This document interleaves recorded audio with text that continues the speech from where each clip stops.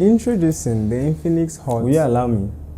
Hey, what's up guys, TechMayor here, and this is a review of the Infinix Note 7. And no, I will not be doing it with this guy. So let's get to it. Among the phones recently launched by Infinix is their Note series, comprising of the Note 7 and the Note 7 Lite. But in this video, we'll be covering only the Note 7. Okay, let's take a look at the design for example. I'm actually impressed that Infinix decided to go with a different look in terms of camera. They actually have a circular camera layout instead of the rectangle or square camera layout we've seen on most 2020 devices. Speaking of 2020 camera design, the Note 7 Lite is not left out. It has the same camera layout as most 2020 devices we've seen. Well, I don't say that the Note 7 did not get its inspiration from another device, but it's very nice to actually see them not doing everything like every other person. And I'm glad to see that they changed things a little bit. On the back of the device, you have a circular quad camera design. Also, you have a quad LED flash, meaning you have 4 LED flash, which means you can take better pictures at night. Of course, the Infinix logo at the back and the Note signature. Located on the right is the volume rocker and the power button right below, which is also a fingerprint sensor. On the left, you have a SIM card slot for dual SIM, which are 4G SIM cards and SD card space. Beneath is the 3.5mm headphone jack and a micro USB. I think this is something Infinix should pay attention to. A Type-C charger or a Type-C port will be well appreciated. Flipping it to the front is a 6.96-inch HD Plus screen, 83.7% screen to body ratio. It has a punch hole camera located in the front and a speaker located on the bezel, which I think is nice to give more space for the screen. The Note 7 brightens up to 480 nits with a resolution of 720 by 1640 pixels, 258 ppi density. I expect the screen to have Gorilla Glass 5, but at this moment there is no confirmation of which generation it has.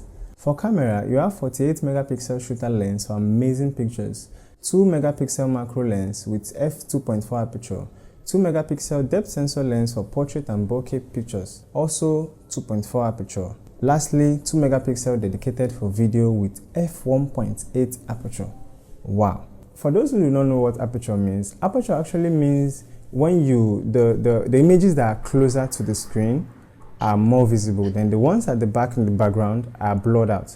So the lower aperture you have, it's called the depth of field. The lower aperture you have, the more depth of field you get, the more blurry the back will get. Most standard camera has 1.0 aperture, which means you can take a picture and the whole place will be blurred out. And in this case, it's for videos, which is really nice. That means you can make a video, blur out the real background, and you just have the closest thing to the camera in focus. So the lower aperture you have, the better depth of field you get out of the device. But sadly, this is only for the 128GB variant. In front of the Note 7 is a 16 megapixel punch hole camera for selfie, f2.0 aperture. I did not really trust brand with specs, so yes, I'll have to test that out as soon as I get hands on them. For the record, the Xiaomi Redmi Note 8, which I reviewed a few days back, fared very well. It also has a 48 megapixel camera. It fared very well against the iPhone XS Max. So I expect the Infinix Note 7 to perform the same or even more better. I don't know, but I expect the same performance as the Redmi Note 8. In case you want to watch that video, I will drop it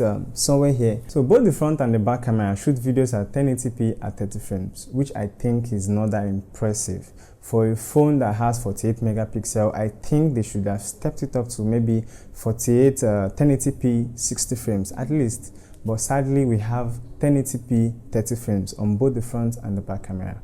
That's for videos. So looking inside the device, the Note 7 is packing a Helio G70 processor. Clearly, this time Infinix did not come to play. This is a true gaming phone, as they claimed. The processor completely floored the Snapdragon 665 in the gaming test and app opening test. This chip was actually released in January 2020, and it is the second phone to use this chip. The first one to use it was actually the Realme C3, and Infinix is the second device to use it. So I expect an optimal performance from this device. However, they have 3 choices of RAM for you to choose from. They have the 64GB 4GB, then they have the 64GB 6GB, then they have the 128GB 6GB of space, which is the one that can only have the depth of field, which is 1.8. So the software on this phone is the XOS 6.0 based on Android 10. This comes with the dark mode and a lot of exciting features. You can answer calls by simply swiping V or drawing V gesture in the air to answer calls, or hover your palm above to reject some calls. It has a feature called transcribe. This converts your speech into text.